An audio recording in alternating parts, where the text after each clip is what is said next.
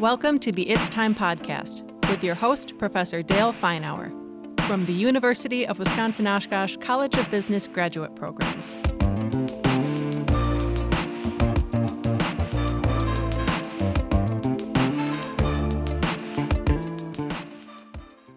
Welcome to another podcast from the University of Wisconsin-Oshkosh College of Business Graduate Programs.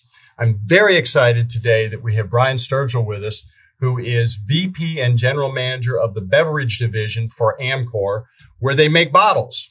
Like this one, he tells me, he made this bottle personally.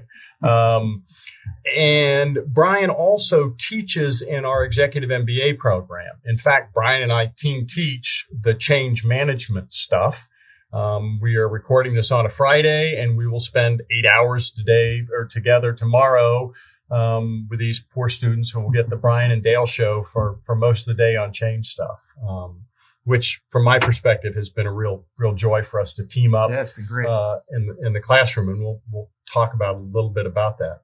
I do thank you for being here today. Thanks for having me. And wanted to start with, tell us a little bit about how you became the leader you are today. What are the things in your life that have made you the leader you are? Yeah, I think, I started from the ground up. Graduated from school way back in the 80s and wasn't sure what I was going to do. I was one of those kids that had envisioned of changing the world, and I actually went out to Washington, D.C., and I was a legislative assistant for a congressman. I was going to get into politics and change the world. Washington. Did you? Yeah. Well, I'm back in Wisconsin. There you go. Washington, D.C. is Washington, D.C. And I realized that I could make a bigger impact. And that's really what I wanted to do in my life. It's not necessarily the job I wanted, but how could I impact my community, my family, my company, those who worked with me and for me. So I decided to get into business. So politics, sales, sounded like pretty much the same thing. And I answered an ad and started in customer service for a company at the time was called American National Can. Okay. It was a company, based out of, Chicago, but, officed in Menasha, Wisconsin. So started, just from the ground up. And I think that's where really started the journey of my leadership experience, and what developed me into a leader. Because I learned at that point that while I was young and aggressive, had a lot of initiative, really learned it was about the people at that point. Learning that, the highest calling of leadership in my mind is something that I still stand by is the development and growth of people. And I was lucky enough to have someone take interest in me, mentor me, develop me into a sales role, who eventually, mentored me into sales leadership, and got, the advantage of learning and being guided along the way. Go ahead. But, keep going. I think that is probably the biggest thing when I look at my career. I'm sure we can point to the number of successes that we've had, the growths, some of the bad things and losses that also shape me. But I think it's the people aspect of it that was probably the most rewarding and enjoying. Okay. And how did you come to that conclusion that it was really about the people more than it was about the logistics of the sale or the logistics of the production in the various roles you've been into? Yeah, I think it really came to the wins and losses of whatever we were attempting to do. As a salesperson, you're pretty much, you start off and you think, where am I going to get the next sales? What's my sales number? And it's really all about the results and the numbers on the paper. And that was fine, but I wasn't necessarily sharing it. It was all about you. It was all about me, and it should be. But sales is a pretty solo activity. But you come to realize, as people come and go, and you develop into bigger accounts, that it takes an army. It takes a village, if you will. Okay. And that the people who worked with me, that enjoyed the same success, maybe not on the front line, got the same fulfillment and enjoyment of that win. And that made me even happier when we did it as a group, right? It's so much easier to lead from behind when you're winning, and watching that enjoyment. It's when things get dangerous that you put yourself in front, and that's when you get the respect of those around you. It's not when you win, it's that when you're able to lead, when you're willing to shape the future, and bring them along. That really became, I think, what's helped me win and helped me identify, ultimately what success looks like. Why do you think it was that you as a salesperson focused on the we, focused on the group and all the other folks that helped make this happen? I know plenty of individuals who are in sales or are hosting podcasts and who are quite content to say, well, it's me. I mean, obviously I'm the one hosting the podcast, so I'm the most important person here. There are 4 or 5 other people in the room that are doing all kinds of work that make this stuff happen. But a lot of folks don't focus on that. They're very focused on me, and I'm the guy, so I take all the bows. Sure. Why is it you didn't just take all the bows because you were the great salesperson? Well, I'd like just to say I'm the one heck of a person. Well, but, I really, my experience has been you are, but go on. But I've been shaped by those around me, and that's really what I try to do as well. So, I know Jim Ransom has been part of this, and I've been lucky enough that Jim Ransom was one of my mentors. And Jim took, interest in what I wanted, what I can do, and what I did, and helped develop me rather than just put me into a position where I was able to help the company. And I can go backwards all the way through my career and to be able to find those folks. So at a point where, I became a manager, and at that point was able to make that synonymous with a leader, I understood I had to do the same thing. Team is the ultimate. I've said in our class that leadership is not a crown, it's a responsibility. And in doing so, it's about developing those folks. I said one of my greatest successes in a company is that when I'm ready to retire, if I look around and the rest of the folks in the leadership team are people that work for me, then I've done my job, right? Because you've helped them grow and develop and made that happen. And I've helped my company, right? If they're in leadership positions, then I've done something right and they're helping the company. I've helped their families, right? They've been able to grow, been able to afford things that perhaps they couldn't have if no one helped them. I've helped the community because I've expanded the reach, and that's part of the focus of leadership is not just within the company, but outside of the company. So I think probably the biggest thing I would say is that it's been those who've helped me along the way that has shaped my ideas of leadership, and I've been successful in doing so. And so what I'm hearing is that you've had some mentors that have been helpful and important to you, and that what they've done for you has helped you pattern what you're now doing for others in terms of how you approach leadership, grow the folks that, quote, report to you, et cetera. Exactly. Right. I think every time you have a boss, you have leadership, you've got 2 responsibilities. What do you like and what do you don't like? And you keep doing what they do well and don't do what they did. So, if Jim was here, I could tell him all the bad things that he did. It'd take up the full 2 hours that we're here, but no. You try to be a little better each way, or each step that you go. Because in each step, you're asking the question. I think it's a fascinating insight that with each leader that you're interacting with, you're trying to take away, I'm hearing you, what did I get that's great that I can use? What do I not do because that didn't feel right? And learn from every leader that you've been exposed to. Yeah, it's sounds simple. It sounds simple, and honestly, those who are watching or listening, they notice that I'm probably stealing a little bit from Warren Buffett and his idea of leadership. But it's, it's just the maturity. I'd be silly to say that I could be the same leader today. And if you back me up 20 years ago, I would be the same person, right? It's again, that evolution of experiences and leaders that have helped me get to where I am. Well, in education, where we're now more focused on doing things collaboratively and in teams, we no longer talk about stealing. We talk about collaborative learning. Yeah, exactly. So you're not stealing from Warren Buffett. It's collaborative learning with Warren Buffett.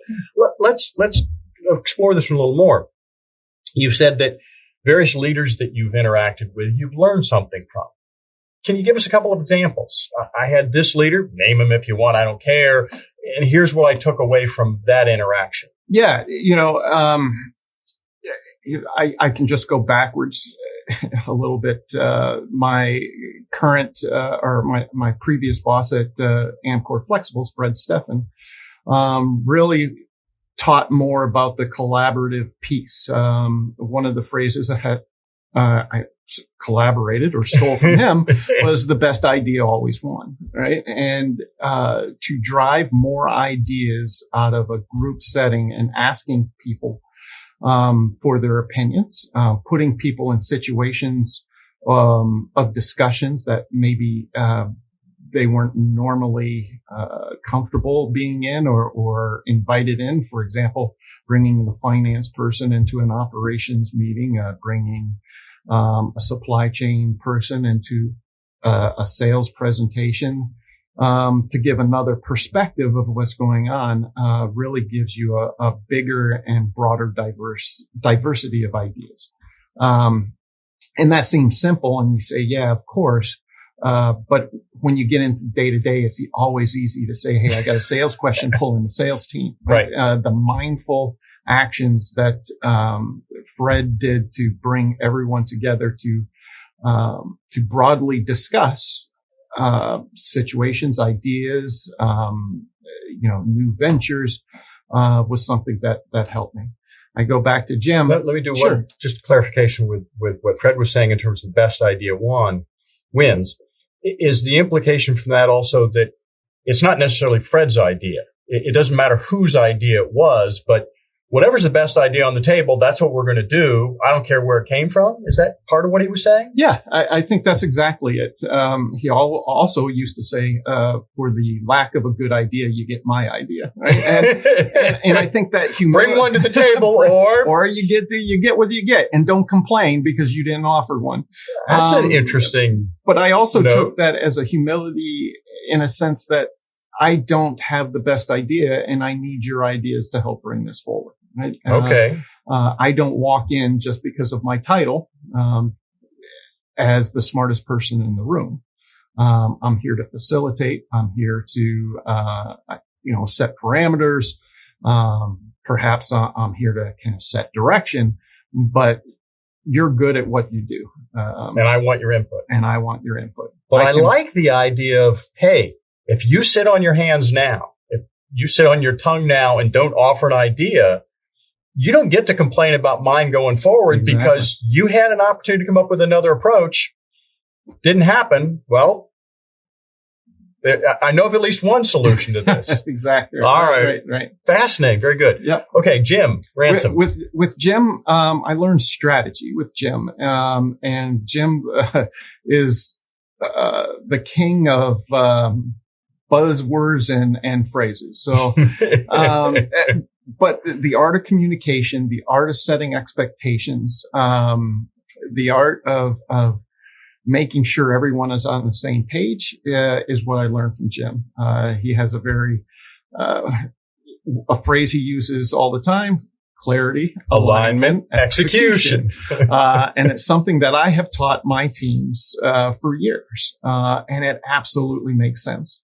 If people don't understand what's going on, they don't understand, the direction we need to go. They don't understand, what needs to be done.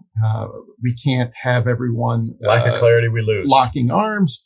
And you can't do it. Also, following those steps is just as important. Too often, and he's caught me a couple of times and pulled me back by the collar. We jumped to execution. Hey, I got an idea. Oh, it's easy to do. It's easy to do. And the world does it, right? So clarity, alignment, execution. In that order. In that order. He also taught me, again, kind of going back to the ideas, I'm not here to solve your problems. I'm here to help develop and flush out ideas. He always used to say, you can bring any idea into my office, but you got to take it with you when you leave. Right. And again, a phrase I use quite often. And the idea of is, hey, I'm here to help you. I'm here to mentor you. I'm here to help tear down those roadblocks and those walls. But I'm not here to do it for you. So you don't get to walk in. I've got an idea. Hey, boss, now it's yours to figure it out. Absolutely. Yeah. I've already got the job. It's your turn, right? Let's start working on it. And I'm glad to help you, give you insights from my experience, pressure test your ideas, but this is something that you have to capitalize on. You're going to have to run with it. Yeah. And I can kind of find those ideas or those kind of examples if I go all the way back. Even on the bad side, right? I had, this is where I'll stop naming names, but prudent, very prudent. I had a boss, when I was, just getting into being a general manager, and, he would set goals with any understanding of what the business needs were. And you checked in a year later. Thought you were doing a good job?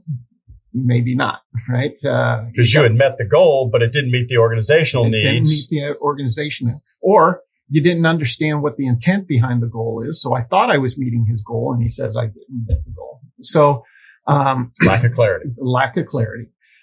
So the leadership model of, really delegating, but then having frequent check-ins is important. Always believe in delegation and empowerment, but if you're not checking in to make sure they're staying within the white lines of the road, you may never find them again. Right. How do you know with any particular individual, because I assume it's not always the same, how much to check in? Because I assume there's some people you cut loose a little more than others. Sure. I think it's really dependent on both the person and the project that you're asking for. So you're constantly measuring capabilities and motivation and determining which part of the scale you're checking in with. You could have your very best person where you would check in once a month because you know the job's getting done. But the minute you give that person a job or a project that may be stretching with them a little bit, you're going to check in a little more often, even though they're highly capable and highly motivated. They just don't know maybe the scope, and you have to make sure their capability doesn't apply as much to this particular issue. Yep, I kind of refer. Maybe an analogy is going from middle school to high school. Could have been top of my class, but the minute you get into high school, you're a freshman again, right? And you're starting off. So you met with the counselor a little more often. The teacher checked in. Brightest kid in the class, but it's a whole different experience. And you've got two criteria you're looking at there. I think is interesting: capability and motivation. So some folks you check in more often because you weren't as sure if they were totally motivated, and others because you were concerned about their capability. Is that a little bit of, yeah, I think that's one aspect of it. Using myself as an example, I'm really bad at technology, right? And I remember the first time I got an iPhone, right? I was excited. Motivation was high, super high. I wanted to use it. I wanted to store my calendar, memos. I wasn't going to have to do anything. The thing was going to tell me when to get up, when to go to sleep, what to eat, the whole bit. Motivation, very, very high. Capabilities, very, very low. Right? Had no idea. Knew the on and off button. I knew how to take a picture. Most of the time it was the ground or my hand, but I knew. So, it's really measuring where are you on that curve. And it goes back and forth.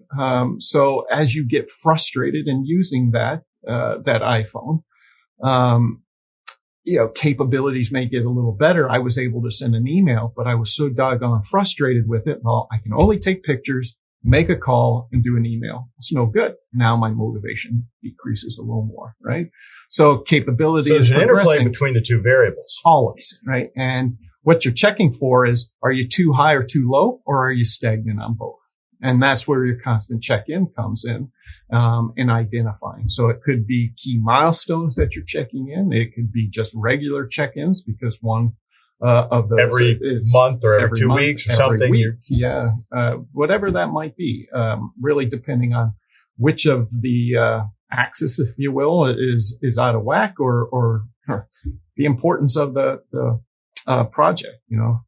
There was a project I remember Jim had given me for the business, and he checked in with me every other day because the CEO asked him. Now, he delegated to me, gave me the great opportunity, but at the time, Bill Austin was his name, was asking Jim, where are we on that project? So Jim checked on me a little more regularly, often, right? Because he had skin in the game on it. The cost of failure was a little higher.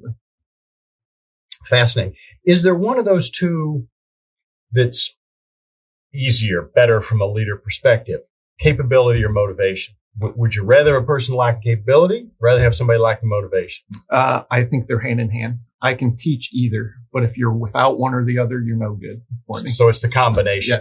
Yeah. When you lack either motivation or capability, my dad used to say the world needs ditch diggers too. You're a ditch digger if you only have one of those.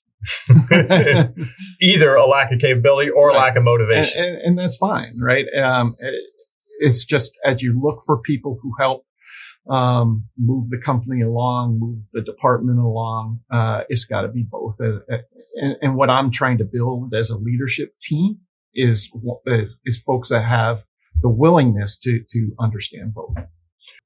And now, a few words about some of the programs and services offered by the UWO Oshkosh College of Business.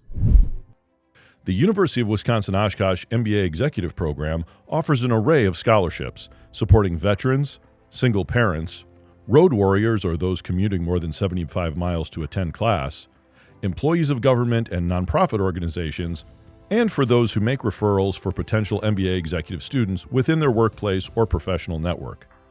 Eligible students may qualify for multiple scholarships. Visit uwo.sh/MBA scholarships for more information and eligibility requirements. That's uwo.sh/MBA SCHOLARSHIPS. Talk to me a little bit more about that, what you're looking for. What do you look for in a person that tells you, yeah, I think they could be a good leader? So going back to the motivation part, really trying to understand what their motives are. If it's all about me, and I can't get them to focus on the team aspect of it, they're never going to become a good leader in my mind. Okay. Again, it doesn't mean that they're not on the team. It's just that they're probably not going to excel to that top level, right? They may be very good as a finance person and become the VP of finance. So they may become the VP of sales, but I don't know that they'll become the general manager. So that's the first thing is are you able to see the team and the team aspect of it? Understanding that it takes everyone to succeed. And it's not about you succeeding. The second part I look for is really, can you identify, the problem, and are you able to look at the problem from several different angles? Trying to understand a little bit of, if A happens, then, if we decide to raise prices, then this may happen. What are the ramifications of that? What are all the scenarios, right? And trying to understand. People are quick to say, hey, this is broken. If I fix this, then we're off to the races. But typically when something's broken, you have to look at it and try to understand what are all of the ways that you can fix it. Doesn't always take a hammer. Sometimes it takes just duct tape and you're ready to go. So I need a person that is able to problem solve across a spectrum of opportunities and maybe, different ideas, right? And I'm hearing you want somebody who comes back not with the answer immediately, but here are 4, 5, 6 different options. Let's brainstorm each of those, think about them, analyze them, and figure out which makes the most sense in this case. Yeah, it's funny you said that because it was one of those I thought I was just scared into it. So both Jim and Fred did the same thing. We'd get into a room. They both would call a meeting, try to have a problem. We would spend an hour talking about what the issues were, how we were going to solve them, what the ideas, and they would end the meeting saying, great, let's schedule another meeting. And I'd be sitting there thinking, what are you doing? Right. Why aren't we pulling the trigger on this? I spent a whole doggone hour here. Let's get going. And, again, looking back, each of them would have told me sometimes it's better not to make a decision and come back and make sure you've made the right one, right? Sleep on it. Just sleep on it. That doesn't happen all the time, but there are a lot of times where you would sit and you'd come back and reconsider what you were thinking, reconsider what other people in the room were saying. Too easy. You have your idea and it's easy to discount and understand why theirs doesn't work. But after coming back in, understand how theirs might work. So did you have the experience of walking out of meeting A thinking the answer is X, and then we scheduled another meeting 3 days, a week later, and you walked in with a different attitude than what you walked out of the last one with? Yeah, I did. And it happened 2 ways. One, either on my own or with someone else, you get just a different perspective because you talk after that meeting. Hey, this is what X would do to me and my department, my team, my people, right? And you gain another perspective. And you understand, okay, if I change just a bit, my colleague and I win, and so does the company, and we fix the issue. It just doesn't have to be on my terms. Okay. The other aspect of it is you're just able to kind of replay a little bit of what happened because you're getting ready for that second meeting. Right. And as you're getting ready, you say, I understand. Aha. I get it. I understand why the questions occurred on my idea, right? And why I was getting a little bit of pushback. Let's try it again. What was the balance of? What was the question I was going to ask? I warned you I was going to ask it. I forgot. It was, you've mentioned that you have a meeting and you talk about an idea, but then, let's have another one because we get some value out of sleeping on it, thinking about it, and having meeting number 2. Maybe if it's important, meeting number 3. How do you as a leader balance the let's talk about it again to refine and make sure we've got the best idea versus we need to make a decision and you don't want paralysis by analysis? How do you make that balance? Yeah, I think there's a lot of factors. The easiest one is the due date. The boss says this has got to be done and you got to get it done. So that's the easy one. Right. But short of that, as a leader and you're learning on to deal with people, you got to read the room. At what point are you just circling the arguments over and over? You're hearing the same thing again. Right. And maybe you won't get to consensus. So you are going to have to drive consensus, help people understand that, maybe we do need to give a little bit here, or help try to then start to bridge, the conglomerate of ideas into one idea. So that's whether they're tired, whether they're getting angry, whether they're just not engaged anymore. So that becomes they're starting to check out. Okay, now's the time to move on. And I would think, look, as a leader, we all go into this and we pretty much know what the right idea is. We may not necessarily know how to get there, but right. Through experience, we are where we are, not because we won the lottery that day, but you've been successful along the way in identifying strategy, identifying right paths. So I think, you know when people are starting to hit on the right ideas to stop the discussion and then kind of move in from the clarity side to the alignment side. And that as a leader, and that's the other part of leadership, is being able to drive the team to alignment and execution and not only offering clarity. Help me with, you had made the comment consensus. It strikes me one of the problems that organizations have is they want consensus. So they want everybody in the room, and by gosh, we're going to work on this until everybody agrees on the same idea. You pointed out, I think this is absolutely true, that sometimes you don't get there. So how do you manage that? You talked about it a little bit, but talk some more. There isn't consensus on your team. You've seen there's never going to be consensus on the team. How do you approach that? What do you do? How do you try to get everybody still supporting that decision, even though it's not going to be the one they wanted? Yeah, I think it's a great question because it happens all the time, right?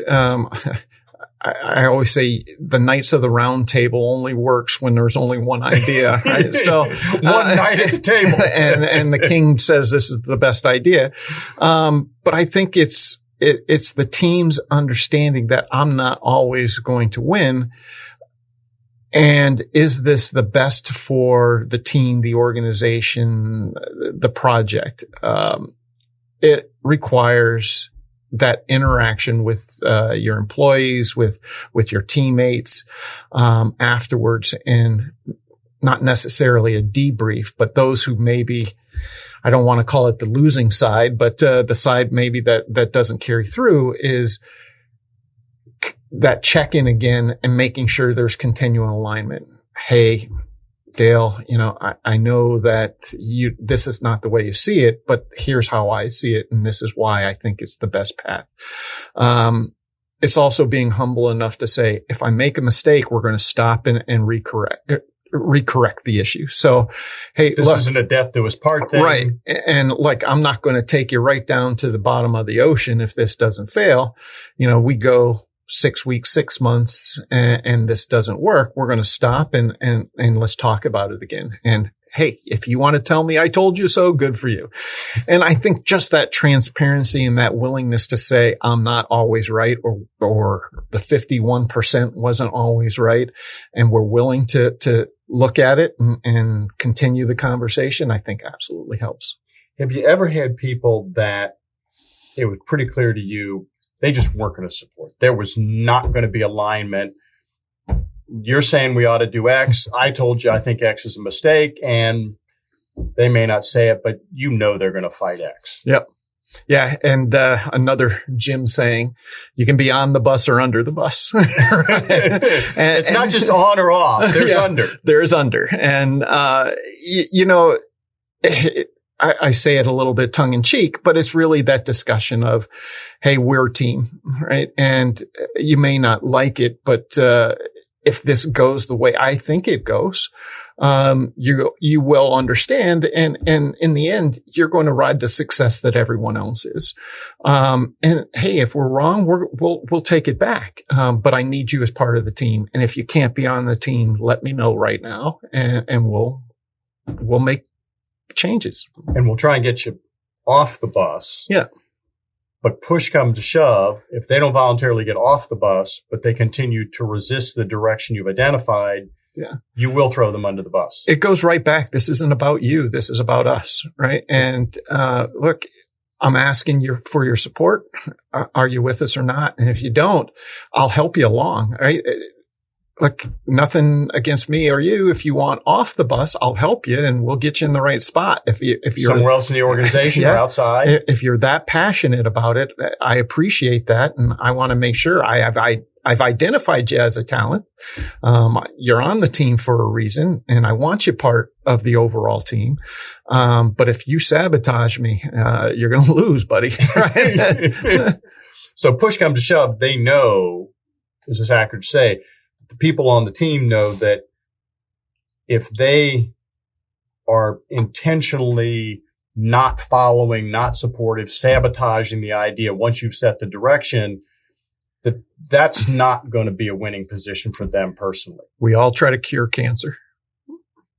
That's it. That's exactly what I tell the team, right? It's, you can be part of the bus, you can't, or part of the team, or you don't have to. It's your choice, not mine. And if you choose not to, then you've made your decision. You've made your decision to leave. I may have to be the one pulling the trigger, but you really pulled the trigger. Yeah, and trust me, I will. and that's it. They have to believe that you will. Right. On that, many organizations very much always fire in private, never tell anybody why you terminated somebody, etc. Others are a little bit more comfortable with, hey, this person wasn't with the program. We have to let them go. It doesn't hurt to let the other people effectively know that, to know that you got to be with the program. How do you balance that? It's funny when you say that, because I don't know how many times I've let somebody go. And look, I don't fire people all the time, but the times that I have, most of the time I hear from the team, it's about time, or why didn't you do it sooner? The rest of the team knows before you do, because they're generally the one hiding their discord and their anger. The rest of the team knows it right away, and they're the ones having to deal with the guy or the lady that is just being obstinate or complaining all the time or bringing the negative attitude. So I think the ability to make sure that you're looking out for everyone on the team includes to make sure I have rarely had to tell people either within the team or the organization why someone's not around anymore. They knew it. They know it. Okay. That's, Grant, there have been times, and, look, I never get and spill all the dirty laundry. right. But, the simple phrase of, hey, Dale just wasn't working out with the team here, they understand what that means. All right. And you mentioned in terminations the team saying it's about time. If you think about the terminations you've been around, either you have to pull the trigger yourself or you've just been around them. More often the terminations happen a little too soon, they happened about right, or they happened late. Always too late, right? Always too late. Always too late. Part of it, and I'll just take my personal experiences. I always think I can save someone. Hey, I'll give them one more chance. A little savior complex there. Little more coaching. What else could I do? What am I doing wrong? In the past, I've had to learn how to have tough conversations. And again, Jim was the one who taught me there's no such thing as a tough conversation if you've set the expectations, brought clarity, and you have constant communication. People always know where they stand. But having those conversations that are more transparent and more open, people are a little afraid to have those. They're afraid of the reaction that they're going to get and how to deal with that reaction. It's not fun. They don't want to be the bear. They want to be the good guy. Hey, I'm your buddy. And there have been times when I've been promoted and the folks that I've worked with are now folks that worked for me. And that was some of the hardest transitions that I've made, because those are the folks that I didn't want to have the conversations, because we had gone to the bar a month ago, and now I go and have a drink with you, and I've got to leave because I've got to have some separation there. So I think people are afraid to bring those kind of insights in. And then the third part is that I think there are leaders, and this was earlier in my career, that just says, well, I'll do it. If they can't, I'll do it. And you get so bogged down with doing everybody's work, that. So you would do their work rather than fire them.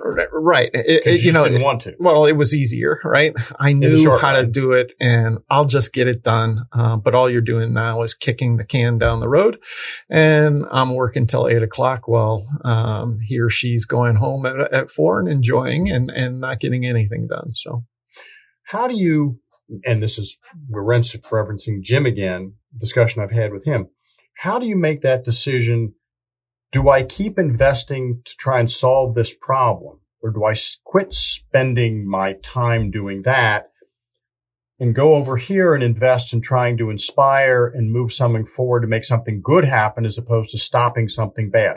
How do you come to the conclusion it's no longer worth my time to try and help you get to okay? It really is time we need to sever this relationship. That's a tough decision. It is a tough decision. And I don't know that there's any good, framework that I could tell you. Fred was, he was always good in being able to say, you got to act fast on this, right?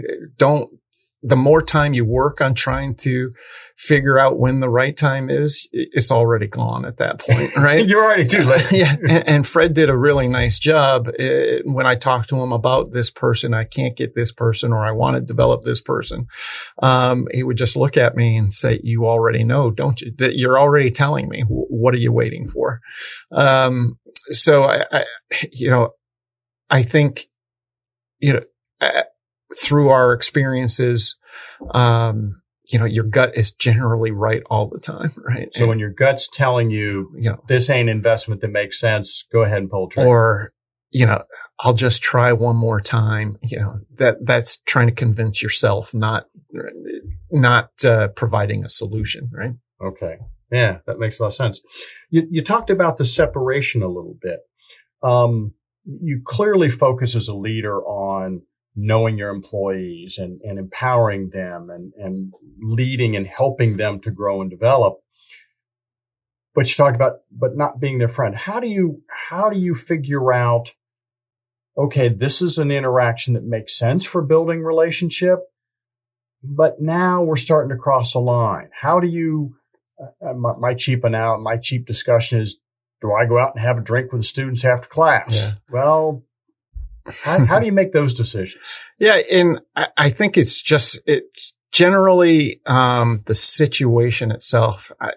I think I'm one that, I like to say I have a flat organization and not a hierarchy of a general manager and then a senior director and a director and a manager. Trying to keep a flat organization. I constantly have one-on-one meetings and then skip meetings. So I go one below my managers to try to have meetings with those folks. And what's the purpose of those meetings? Really twofold. One is to get to know your team, to understand what the capabilities of your entire team are, just not your leadership team. It's about the development of that team and that team level. Are they ready to go to that next level? And how can I help them and develop them? But also to help them understand, bring that clarity, those expectations, that direction of what we're trying to accomplish as a team. Your managers don't view that as micromanaging their direct reports? No, I don't micromanage. It's more just, again, it's a one-on-one. Every one-on-one, I have no agenda. I ask the folks coming in, this is your agenda. What do you want to talk about? It could be anything from here's what's going on in the business to here's what I want to go, what do I want to do in my career, to this is what's going on at home. And I just want someone to talk to about it. So I'm not going one step lower and asking them to accomplish things for me. I'm just communicating with them to make sure that they understand the strategy of the business, the direction of the department, the expectation of what's going to drive success, right? There really no tactical expectations that I'm putting onto them in those meetings.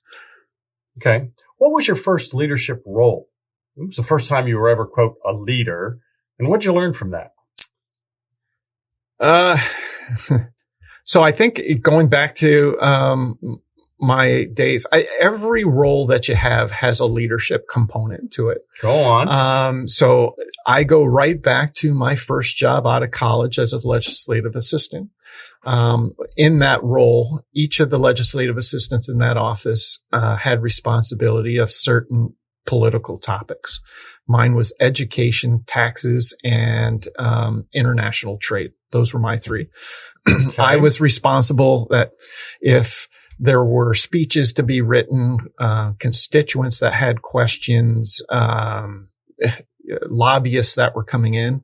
My job was to inform, write, and those three areas, you were the guy. I was the guy, right? I had to be up on current bills, current issues, whatever it might be, so that, the congressman was always aware.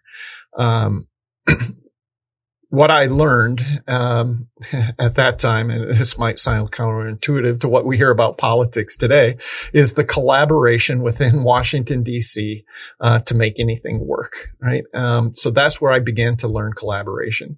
My first, success as a legislative assistant is I got Teacher Appreciation Day passed. That's something, and I still have the proclamation up on the wall. But I learned that this wasn't just bringing a bill to, the House floor and they voted for it. It was about me talking to other offices, congressional offices, saying, would you co-sponsor this bill? Oh, but you want our congressman to sign on to your bill for this. They may call it horse trading. I call it collaboration. It was really understanding what was important, what we could sign up for, what we couldn't sign up for. So I think that was my first lesson, is how do I work with others? And so you were leading not necessarily from a position of authority. Sounds like maybe not authority at all, but how do I lead by figuring out what other people want? Sure. How do I lead collaboration? How do I influence, right? Collaboration and influence is the biggest part of a leader's portfolio. I kind of joke with my team when I talk about how they develop. There's really no return on investment for a VP GM. I don't produce anything. I don't sell anything. There's nothing I can point to that really says, I did this, that produced this. But what I have done is... So why are they paying? That's right. But what I have done is collaborated and influenced throughout the corporation, developed teams, helped set the directions, put them in the right position, developed the right strategy, been a thought provoker, a thought leader that brought them all to a solution that we won together. Right? You talk about collaboration and influence. You've risen up the hierarchy of Bemis, now Amcor. So you have power. You have some, and I like the modest sort of, and that tells us something. But you have some budget power and authority. You have higher termination kind of power. But you don't talk about power. You talk about influence. Yeah. We talk about the maturity of my career path. There was a time you might have talked about power?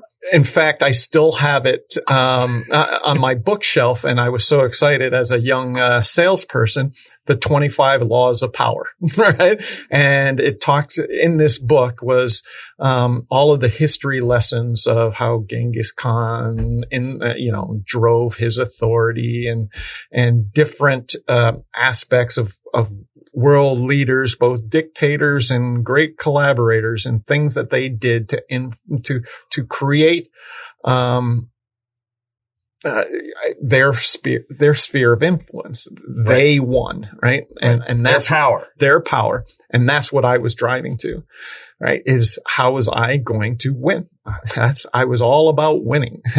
And power is going to help you do it. And power is going to help you do it. Right? That's what you learned is, it was good to be the king. We learned that through life. But as you start developing these work relationships, the need, to have others help you be successful, you learn it's more about influence and collaboration.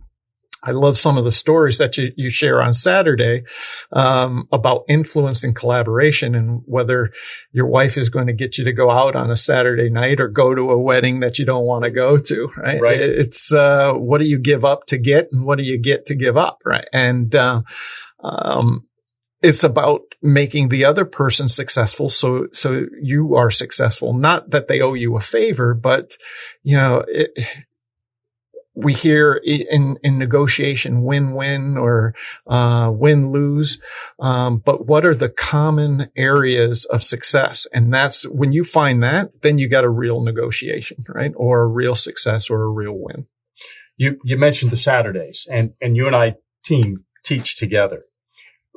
Tell me about that. What is when I first said, "Hey, Brian, you want to do this thing," which probably sounded a little weird. Let's be in front of the classroom together and we'll do something. What did you think about that offer? Why did you say yes? And what do you think about it now? Yeah. As part of cohort 4 in the EMBA, we started to introduce some folks that were out of the college that came in and yes. taught the business. And I found it fascinating when they were able to relate some of the real life experiences they had with some of the lessons, if you will, that they were trying to learn. I was always trying to connect the two, and I think we all were, and we're able to do that. But to hear someone say, "This is how I used it. Here's how I used this theory, the philosophy, or here's how it really does work, and maybe with a little tweak, and maybe how it doesn't work, and that's fine. But the idea of being able to connect what you're trying to learn to what happens was exciting for me when I took the class and courses. And for me to be able to share that with the folks that are now in the class was exciting for me. It really kind of goes back to that development of people that I get so much enjoyment from anyway, that I get so much enjoyment from. If I can help those folks understand what Dale is talking about in change management is key to what you're going to do in every day, and become a better leader and help you progress through the company. And that's why a lot of the folks that are in there are in that class. Then I've won, right? Then I've just helped that many more people. I remember the change management class when you taught it. And I would always think, man, this is a lot of theory. It's like taking philosophy, and I'm not sure how this works. Until I got back into the workplace and, I was in charge of a project, or I had to influence or change, and could reflect back on some of those things that you said. And I was like, hell, maybe Dale does know what he's talking about. And it's just a shocker. And I'm not just wasting 8 hours on a Saturday for 4 weeks or 6 weeks, until the next course. But the thought of me being able to go in and do that real time, that they didn't have to wait 3 or 4 weeks to do that, was, pretty exciting for me. Well, and it's pretty exciting for me because there's certainly a credibility that you as a business professional who has done change and done turnaround bring to the classroom, that even if I've done as a consultant, it's not the same. So would you say you're having fun on Saturdays? I have a blast and I can't believe how time flies, when we're in there on Saturdays. I sit there, and as we're going, and after doing this a couple of times with you, I kind of know the agenda, right. and I know what's coming next, and I'm sitting on my hands ready to tell the next story. But I think the best part is when the class starts asking questions that I'm not ready for. And I'm not ready for. And either takes us in a different direction. We can have a debate back and forth and on why or why not. Or just simply take it in a whole nother realm, right? So, and this is a little more about the EMBA, but the EMBA, we do a fair amount of the class takes the class in various directions. So back as a student, did you find that to be a positive thing because we would follow the string that the students had, or was it frustrating that why doesn't the prof who knows this stuff tell us what we're supposed to learn and we'll write it down? No, I thought it was a big plus on my side, because I was going in there to try to understand how was I going to get better in my job. And if it didn't connect for me, then I was checked out. And I told you I'm bad at technology. When we had the class on IT, that's exactly what happened. I couldn't connect what I was going to do on Monday to what I was learning on Saturday, and I was out. So when we had the opportunity, whether with you or Mike or whoever asks, what do you think? And I could raise questions or question the thoughts that you brought to help me develop. That's where I got the most out of the courses. Okay. But you might find it fascinating.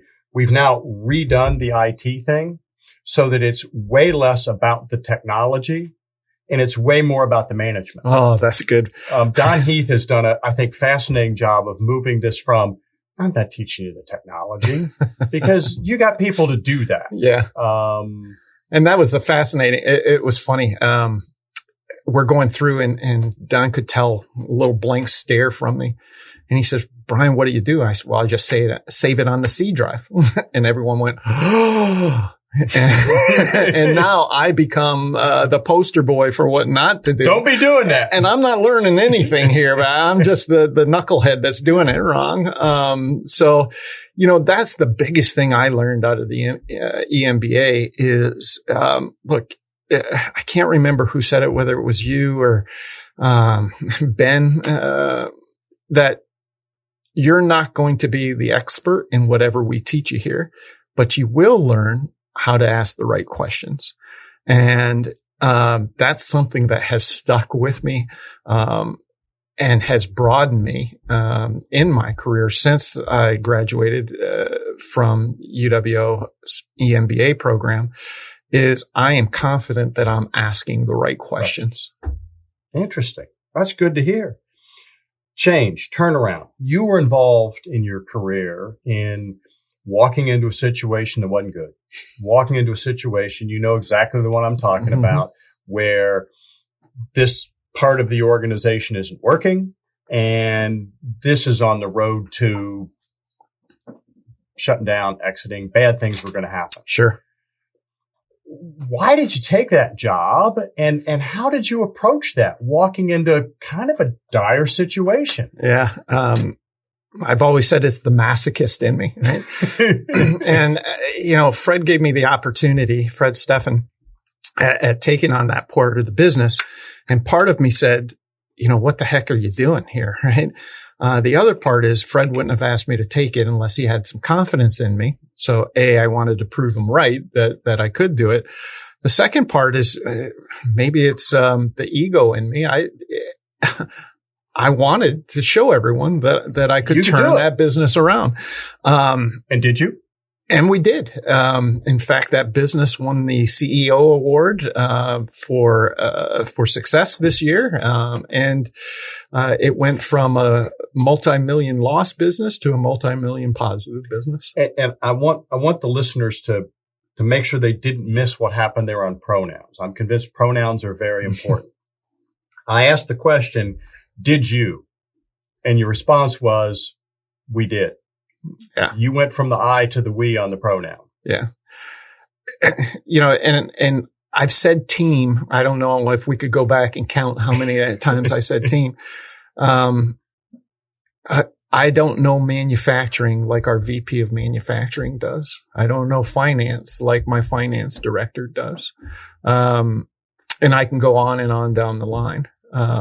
But what I do know is if I can bring the right people together, have the right ideas, have them all on board, we're going to win. And whether that's the Green Bay Packers or the Milwaukee Bucks or the team that was established to put this business in a recovery, it takes everyone who's willing to do their role and work together to help the others do theirs. So how did you do it? You walk in, this place is losing millions of dollars a year. What do you do? What's your first move? What's the plan? The first is just seek to understand. That's the first thing that you can do. I've learned in my career that it's pretty arrogant to say you got the answer without knowing what the problem is. and you are bound to lose. And so it's okay to walk in and say, talk to me about what's going on here. And Help look, me. And I'll digress just a little bit. Maybe we'll get back to it. I've recently moved to this VP GM of beverage in our rigids division back in February of 2021. And I went in with that mentality and it kind of kicked me in the tail a little bit. So let's get back to. You walked in with a little bit of arrogance of I've got the solution when I didn't know the problem. Okay. So we'll get back to that. We'll come back to that because one of my questions is, have you ever had a failure or a challenge and what you learned from it? We'll come back to one that. Or two, but yeah, sure. So in this one, but in this, you got to walk in and seek to understand, right? This business wasn't losing because people weren't trying, right? I mean, people don't lack of motivation. People don't want to fail, right? They're just put in the wrong positions to win.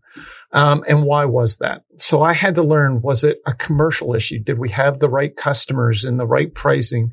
Was it a production and an operation issue? Was it a supply chain issue? Did we have the right suppliers?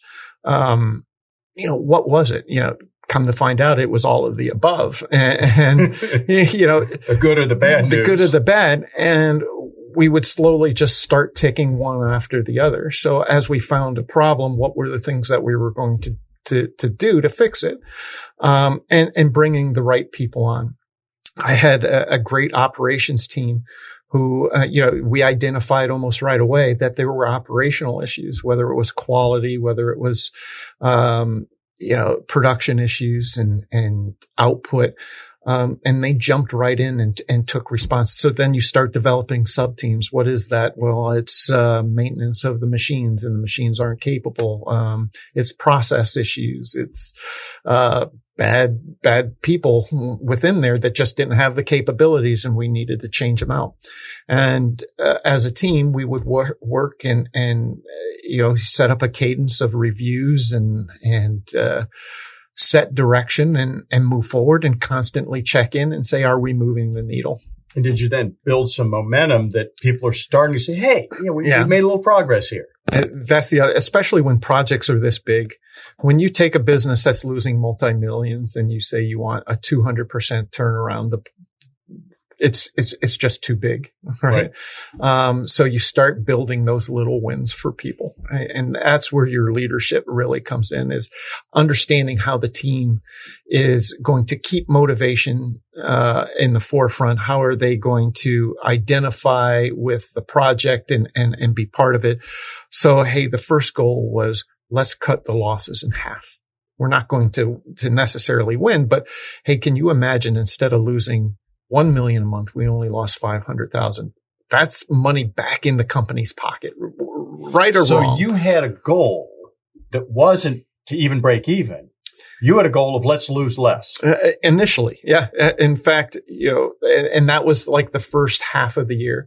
And by the second of the half of the year, I wanted to just break even. So we did set goals, but it was steps to goals. So I didn't go from, we're losing 10 million. I want to be plus 10 million because that's just too big, right? So it was this quarter. Let's have a plan. Second quarter, we're losing 25% less. Third quarter, we're losing 50% less. By the end of the fourth quarter, we're break even every month, right? And which is not where an organization wants to be. No, but you were celebrating when you got to break even. Yeah, absolutely. And, quite honestly, when you're losing that much money, so was the company. They were celebrating. They were, because in reality, and maybe it was, I had some of the equity, but look, Fred Steffen was a cheerleader for me all the way along and helped me along, gave me the cover from the CEO, to allow me to win. Now I had to have the ability to show why he could give me that. But in reality, if I stop losing $10 million, that's $10 million in the pocket, right? And you just have to have people think of it the right way, in the positive way. It's so easy to think negatively. What's the positive way of working? And positivity isn't naivety. It's success. It's motivation. That person with the rosy picture is only the person that's naive when they can't make the picture happen, right? Okay. So having those steps, identifying the ways to make it. I used to try to make it as simple as possible. What are the 3 things that we're going to do? You accomplish those 3 things. What are the next 3 things? And when you can do that, when you can present that and people can see the pathway, they stay on board. The turnaround didn't happen overnight. It was 18 months or so, to make it happen. But there was a lot of pain that went with it. Talk about the pain. How did you manage that? I think part of it is, again, celebrating the wins, right? Continuing to be positive, assuring yourself that you're doing the right things when you didn't necessarily see the results. And look, we had to close a plant in the meantime, in doing so to get those kind of results, which many people lost jobs. About 100 people. How did you do that? How'd you sleep? Well, I can tell you right now, out of the 30 years in my career, that was the hardest thing I could do. I still get even a little queasy about it because that's my failure, right? Everything else is our successes. That's my failure because I didn't have that win and I just affected about 100 lives, right? So what that does is more motivation. It's never going to happen again. I promise. And I promise everyone around. This is still hitting. This is raw. Yeah. I think that transparency, that honesty with your team, and they see that, they're with you all the way. They know that this is personal for me. And this isn't about just making a number. It's about winning. Folks ask me, Amcor, what do you do? Right. And it's easy to say I do the bottle or we do flexible packaging, but I affect lives both, internally, right? I give folks the ability to send their kids to college, send their kids to school, take vacations, live in nice homes. The products that we put on the shelves keep food fresh, keep healthy. When COVID first hit, Amcor and food manufacturing was labeled as essential workers, right? Because we were making sure that we were keeping the public in the best health that we could and sustaining. If we didn't do what we did, it would be mere chaos. So, believing in what you do and understanding that there's an impact, it goes right along with success. If you don't believe that, then it's just a job. Okay. And now a few words about some of the programs and services offered by the UW-Oshkosh College of Business. The University of Wisconsin-Oshkosh offers the first of its kind MBA executive program in Northeast Wisconsin. Cohorts meet on weekends at the Appleton Executive Education Center with options available in a 12 or 16-month timeline. The results-driven MBA executive program provides an education that is both relevant and actionable, so you can take the knowledge you learn on Saturday and immediately apply it at work on Monday. No GRE or GMAT required. See if the MBA executive program is right for you by visiting uwo.sh/EMBA. That's uwo.sh/EMBA. It's time to achieve more with a graduate degree from UW-Oshkosh. Some people will argue that leaders are born, that there's some people that are just a born leader. They're naturally charismatic. Others would argue, no, leadership is a learned skill. A couple of questions here. First of all, Brian, you a born leader? So I'd say yes. I'd say everyone's a born leader. Whether people develop their leadership skills is different. Interesting. Talk about that. People, Yeah, I go right back to collaboration and influence, and everybody has the ability to collaborate and influence. Okay. How you develop that collaboration and influence will determine whether you're a good leader or a bad leader. And I'll take it in two directions, right? A lot of people look at the most charismatic person that gets in front of everyone, can rally everyone and get them to go. Speech. And they're one heck of a leader, right? And that's fine until things go bad. Now, can they collaborate to change the direction? Okay. Can they influence to keep the direction going in the right way? Are they willing to sacrifice the good of themselves for the good of the team? I kind of said earlier, it's always easier to lead from behind. Is that charismatic person willing to do that and let other people win to continue moving the project forward? On the other hand, you look at people like Bill Gates, right? Albert Einstein, not the most charismatic people in the world. Nope. But I think people would say they were pretty good leaders, right? And what they developed, and why is that? So it's not about whether you're born that charismatic, that rah-rah person, or even the smartest person. I really think it's the ability to drive teams and drive a collective, bring clarity and alignment. And we brush over alignment quite a bit. But that's the influence part of it, right? To get everybody on the same page. We talked a little earlier about the guy or woman that wasn't willing to go along. Right. And you can move them along. I look at, maybe for folks watching here, football coaches, and I look at great football coaches. There are coaches like Tom Coughlin. People will remember Tom Coughlin as a Super Bowl coach, New York Giants. I think it was the Jaguars, if I'm not remember, when they were expansion team, came in and led those teams to greatness. But he did it with an iron fist. And the minute things went south, they fired him, right? Because the team just rebelled on him. Because everybody had their knife out for him. Right. And then you have coaches like Chuck Knox and hopefully I'm not talking too old school. But and the name is escaping me for some reason, the current Pittsburgh coach.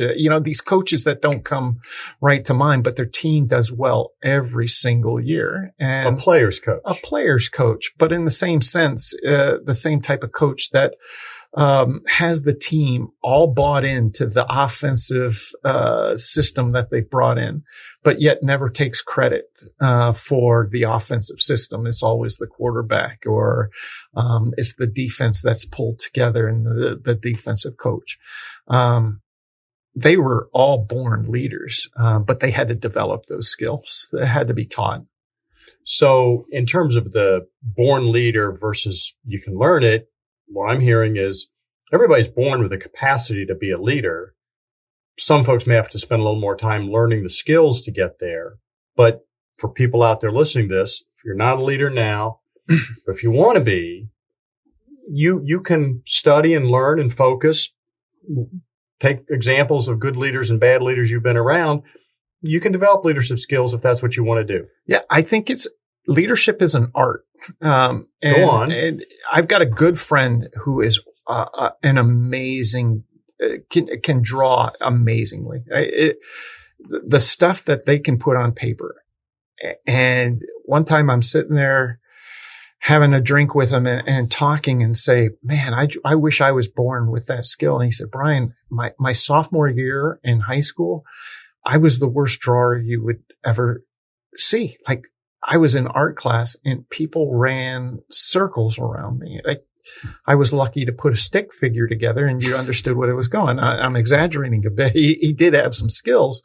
But he said, I studied it and I worked at it and I understood and I took what I I was taught and I made it mine and I developed it and practiced it. And now I'm a pretty good drawer. And I think leadership is the same way. There are people who are pulled to it. There are people who are more inclined to take leadership and develop it, but everyone has it. It's just who's going to work at it. Okay. Is leadership for everybody? Absolutely not. Go on. It's not, we talked earlier about that motivation and capability. For leaders, I think motivation always has to be on the higher level. And if you're not willing to commit to it, you're just not ready for it. And again, I think I said it before, it's not a crown, it's a responsibility. And if you don't understand that leadership's a responsibility, how much it affects everyone else around you, it's not for you, because you're destroying, you're affecting everyone else's lives. And if you can't see that, you shouldn't be a leader. Because then you're going to be affecting them likely negatively as opposed to positively. Right? And I think we can all find in history those folks that called themselves leaders that it was only about them and what happened to either the communities, the societies, or the businesses that they developed, whether it was Enron, whether it was Germany. I mean, you call it, right? But it wasn't sustainable. Exactly. Okay. Interesting. Let me cycle back. We had talked about failures, maybe challenges is a good term. But have there been times in your life where you had some challenges, and people argue learn more from your failures and your challenges than you do from your successes? Have you had failures, challenges that you've learned from? Yeah, there's so few. I think. No. But honestly, absolutely. And I hate being the guy who's full of cliches, but it's not how many times you get knocked down, it's how many times you get back up, type of thing. But learning from those are so important. So just kind of even working for the most recent, right? In February, I was asked to change divisions from our Amcor Flexibles division here in Oshkosh to our Rigids division in Ann Arbor, Michigan. And the arrogance, call it like it is, the arrogance of, they're choosing me because they want me to go over. Because I know the answers. I'm good. I turn that business around, look at the other business that I've, increased 50% in profit, right? There's a reason they want me to go over. So I get in the first couple of weeks, I'm looking at it and I'm like, here's your problem. We need to do this. And I lost half of the people, right? That says you just don't understand. The other half of the people. Were they right? You didn't? Yeah, I think so. The other half of the people said you're not willing to understand. Now they were wrong, but you hadn't demonstrated a willingness to understand. But I hadn't demonstrated. The arrogant grabbed. But I think the self-awareness of getting into and understand what I was asking was either not possible or not the right direction, helped me put me on the right track. But it put me behind the 8 ball for a couple of months too, as I had to try to go back to square one and rebuild. I look at people, right? We talked about how fast do you fire people and hire people. There are times where I took too much time and it became the detriment of the team, right? Because I let the cancer grow, or I let the ineptness of the work that they were doing persist in what we were trying to accomplish.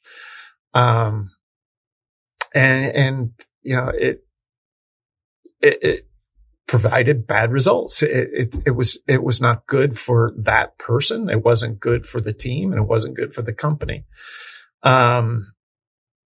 Talking about this experience, you've demonstrated a fairly high level of self-awareness that, not only can you be aware of what you do well and succeed, but I'm aware of how important is self-awareness to quality leadership? For me personally, well, for a guy who makes a lot of mistakes, I think it's a lot. I spend at least, I try at least once a week to try to understand how did the week look, what went right, what went wrong. Not so much of my decisions or what plants didn't do correctly, what customers didn't do correctly. But what did I personally, did I have the right communications with the team this week or didn't I? As I start for Monday, I've got a list of things that I'm getting ready to do to start my week off. Is there something on my list that's on there because I didn't do something right the week before? Okay. And that could be as simple as communication, right? Like I have to, this particular week, I already know next week I have to sit down with, one of my employees to talk about, a customer issue that we have, that we're going to have to address.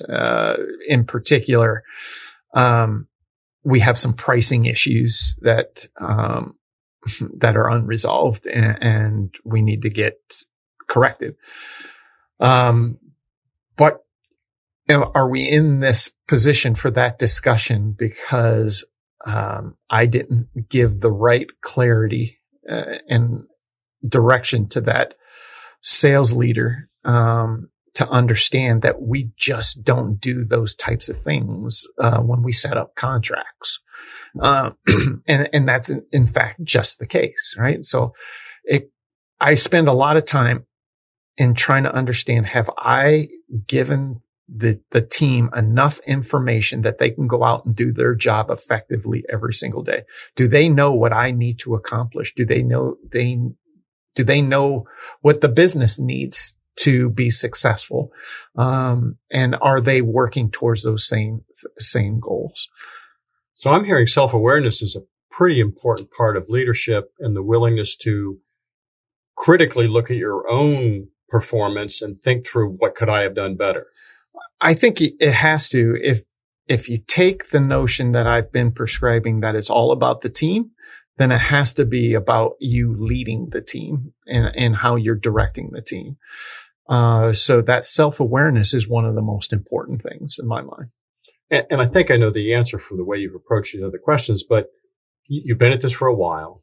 You've made some great decisions. You've made some that in your mind were more marginal and you've learned from. So now you got it.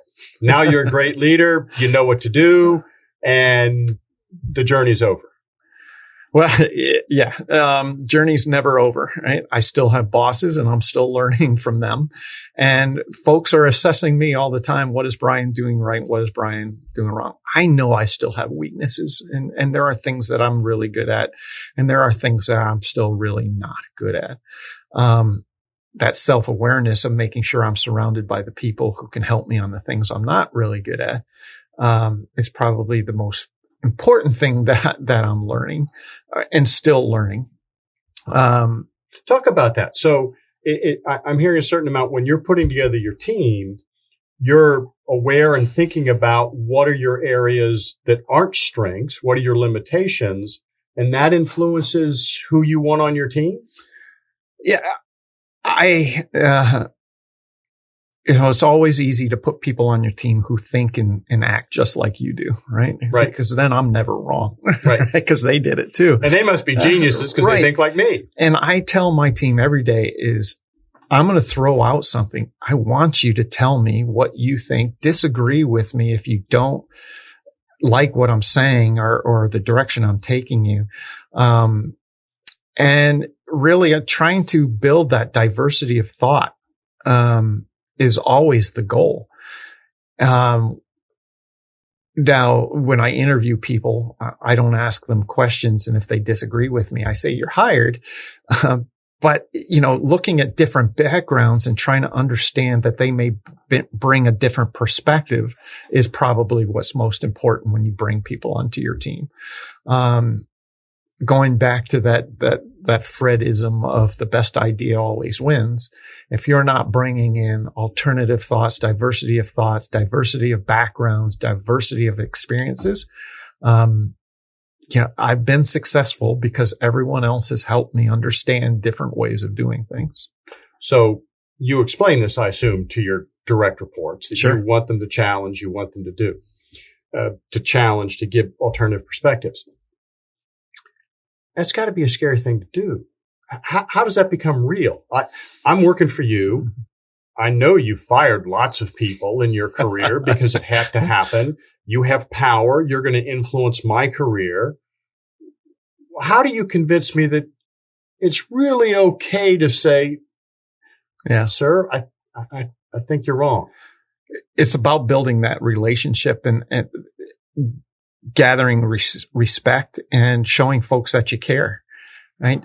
Just because you disagree with me doesn't mean I don't care about you anymore. Right. All right. There's simple things that you can do. Asking for opinions, without giving your opinion first. Identifying kind of what's behind those opinions and those thoughts, taking an interest in people, showing them that, you have their back, that, I don't care if you make mistakes as long as you learn from them. All of that takes, a requirement of, look, my employees have made mistakes and I've gone, oh crap, what am I going to do? And I've kind of had to bite my tongue a little bit saying, hey, that's okay. What did we learn? And then I'd go suck it up in front of the boss and take the bullet for them. But they see that, right? And it's pretty easy for me to say, hey, Fred, Jim, knucklehead here did it. I didn't know they were going to do it. You only have to do that one or two times before everyone understands, hey, this guy's for real, right? And that's what you got to do. That's the big part, is show them you're for real. Being honest, being transparent, being real, it's the best leader. And I'm sensing that this isn't something that you put on the show of. It's genuine. And Yeah. it has to be? It has to be genuine. And I think anyone that works for me can point to times or issues or events when it's happened. So you got to back it up. And they know that you genuinely care because they can Absolutely. give here's a spot where this person did something that showed that they cared. Yeah. It's funny. In my new job, I talked about those skip meetings early on. Right.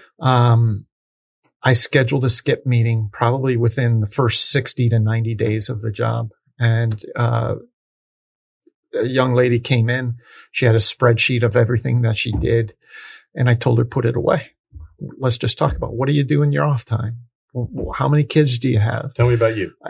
I just want to know about you. And, it wasn't a show for me. I really wanted to know about her because now I understand what her motivation is. I learned that, this woman has done remarkable things in setting up her own charity where she, creates backpacks and coats for underprivileged kids. Neat. And now every time we see each other, I ask her how it's going, link her in, Is that you mentioned earlier about the leadership outside of the organization? Absolutely. Right. And encourage that. When we have sales meeting, part of the sales meeting is we go out and find a charitable event that we do as a team and as a leadership team. I try to do it myself. It's been a little crazy with COVID and jumping jobs, but trying to get involved and seeing others, not saying, hey, look what I did, but encouraging, hey, here's what I'm doing. Why don't you come along? You just build credibility. Maybe that's the right word, is building respect and building credibility through action. And that gets the troops, the folks, to trust you.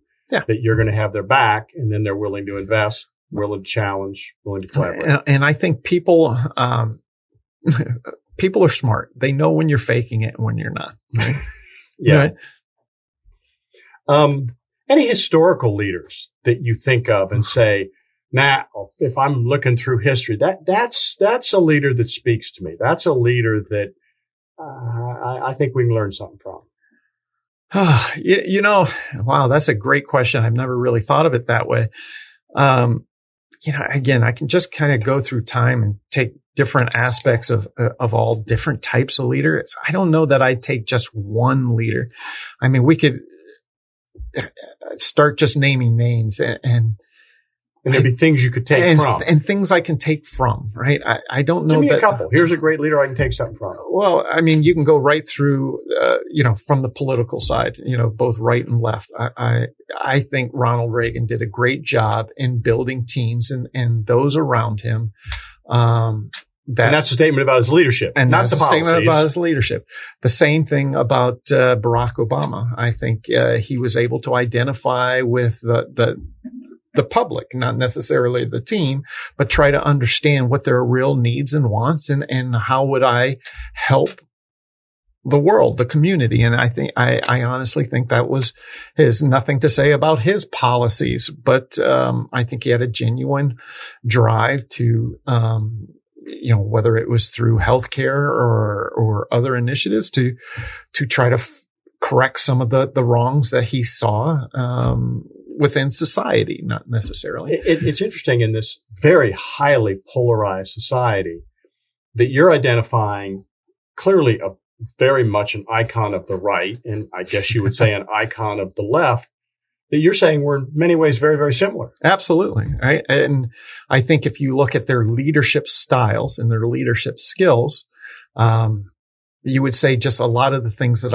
I've said, never in the forefront in the sense of this is my idea and we'll push it forward. Willing to collaborate, look to influence, had the needs of others, in front of the needs of himself and maybe a select few. And I think that's the most important. And you could do that, with business leaders. There's so many of these small companies now. Bombas Socks is one that I invested in when it first started. Right. And they're a small company, two guys that will give away a pair of socks for every pair of socks that they sell. There's companies and there's so many examples of those types of things, those types of leaders. Then you see great companies here in the Valley, great companies, across the world that are trying to develop and enhance the lives of their people rather than their company.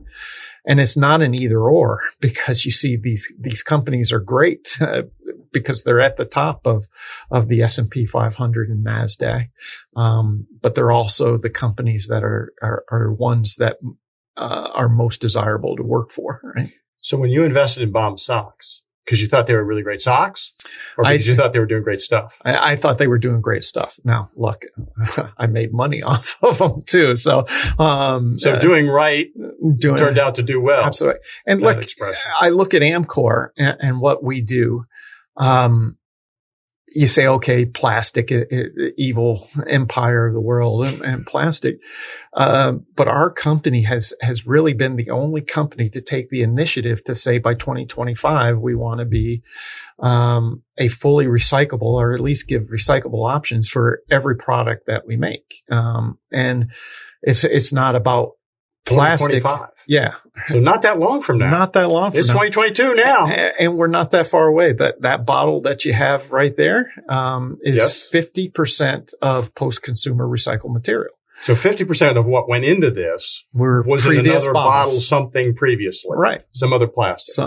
Right. Or it was another water bottle or tea bottle that was reused and reground. And the technology, the capital, the efforts put back to that is a priority for this company. So, priority because it's the right thing to do? Priority because it's a profitable thing to do?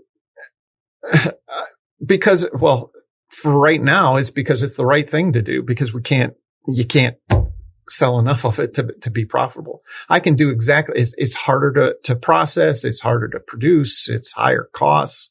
But we're going to do it because it's the right thing to do. Do you think now, hopefully, go ahead. Now, hopefully, in the end, companies buy Amcor products because they're doing the right things, and it'll make us profitable, like the Bomba socks. Right? Gotcha. As you think of leadership, what's the best part? It's the people winning part, hands down. I go into work on Monday and the job's the job, right? I still have customers complaining. I still have machines that shut down. Supply chain issues, maybe? A couple here and there. There's always issues, and that's the tough part. But the people who work in that building, who work in the plant, who work in our R&D group, who work in our supply chain that are taking on these challenges, to see them win, to help them develop, to help them grow. That's the best part of leadership by far. Cool. You got a lot going on in life. You're working in Michigan, living here, flying back and forth, teaching in our EMBA program. I'm sure you're doing lots of other stuff. How do you take care of Brian? Where's the self-care come into this mix? How do you think of that? I definitely take my time, right? It's, the weekends, you never shut off. But you're purposeful in what you do. I take vacations. I have fun. I have love. I have great kids. I have good friends. And if you can keep them separate, but yet keep them together, it just kind of flows for you. Yeah. It reminds me somehow, as you're saying that, of our executive MBA trip, which I'm sometimes asked, well, Dale, is that work or is that pleasure? You've been on that. Yeah. You've been on that trip. Was that work or was that pleasure? Yes. No, you had fun on the trip. I had a blast, and I think all of cohort 4 had a blast on that trip. I think you get out of it what you put into it. So, on the work part, the school part, it was everything that I put into it. So, I learned a lot about the culture part. I learned a lot about, the business aspect, and some of the things that we were trying to develop in meeting with business leaders in Hong Kong and Hiroshima. At the same time, it was spring break with money, right? I was able to build, I was able to build relationships with a group of people that I probably never would have. That was amazing in itself. We went, I think it was about 11 months into the program that we went on the trip. And we came out of that trip closer as a group than the previous 11 months when we were stuck in a classroom for every week for 8 hours. So it's just a matter of having perspective and being in the moment of whatever you're doing is how you take care of yourself. So, it'll be tough for me when I retire one day and not having that business aspect. And it was tough for me early on in my career when it was all business and no pleasure.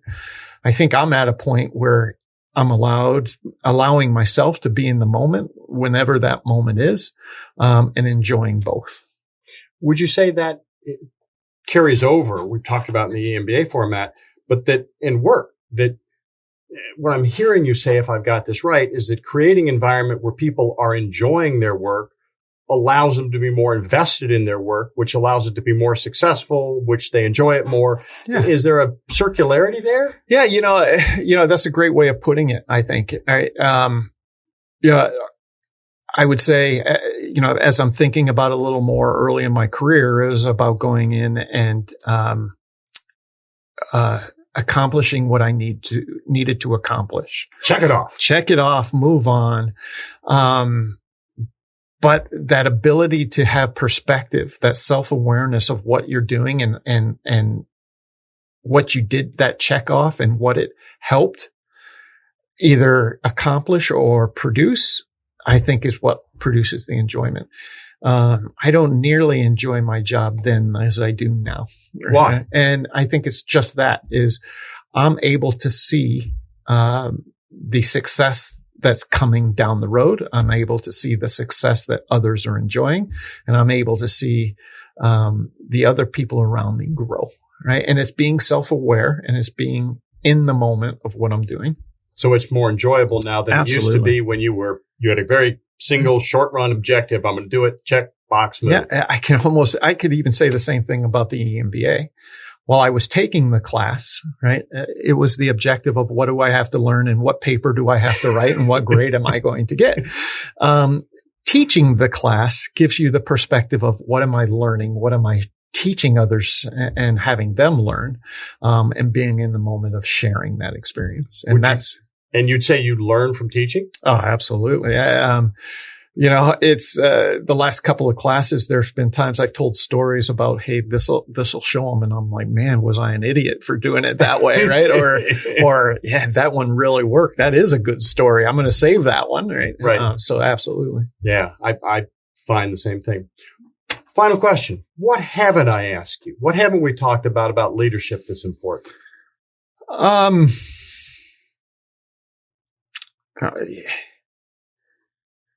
I hate to say you hit them all, because I know you haven't hit them all. No. But I think I would just leave with, and you've asked it, but I don't know that we've emphasized as much of the responsibility part of leadership. Go right? on. Everyone thinks as a leader as the responsibility of producing results, right? And we've said it many times, and hopefully it's come across enough. I think there's more responsibility about the people, developing the people, supporting and enhancing people that will then get you results. And that's what I would leave you with. Very good. Well, that is an excellent end to our podcast. Yep. Thank you very much for sharing your valuable time with us. And I thank you for your ongoing contributions to the MBA program. Thank you. All right. Thank you very much to everyone out there for listening, watching us. Have a good day.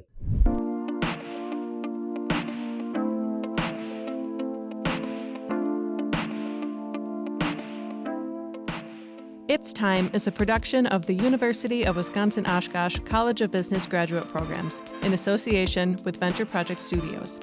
Executive producer, Aaron J. Armstrong. Host, Professor Dale Feinauer. Creative Director, Madison Potratz. Director of Photography, Elazar Kloon. Audio and Video Editor, Elazar Kloon. Marketing Strategy, Tara Larson. Social Media, Anwar Mahana. A special thanks to L Creative, Top View Media, Michael Patton, and the University of Wisconsin-Oshkosh College of Business Graduate Programs.